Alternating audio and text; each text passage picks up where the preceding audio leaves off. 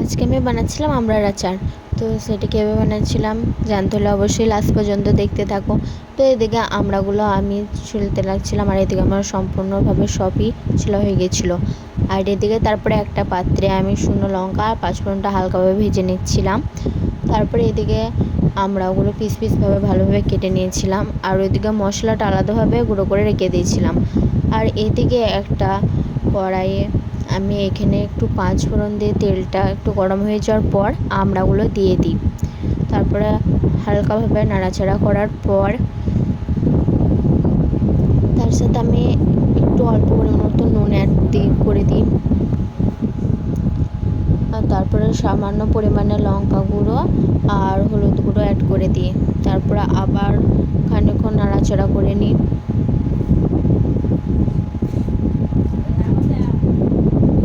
আর এদিকে একটু লাল হয়ে যাওয়ার পর এদিকে আখের গুড়টা মা দিয়ে দিচ্ছিলো। তো তারপরে এদিকে আমি ভালোভাবে নাড়াচাড়া করতে থাকি। আর এটাতে জল না দেওয়াটাই ভালো, কারণ এটা থেকে অনেকটা পরিমাণে জল বেরিয়ে যায়। তো দেখো এদিকে আমি জল অ্যাড করিনি, তাও আমার অনেকটা পরিমাণে জল বেরিয়ে গিয়েছিলো, এটাতে সেদ্ধ হয়ে যাবে।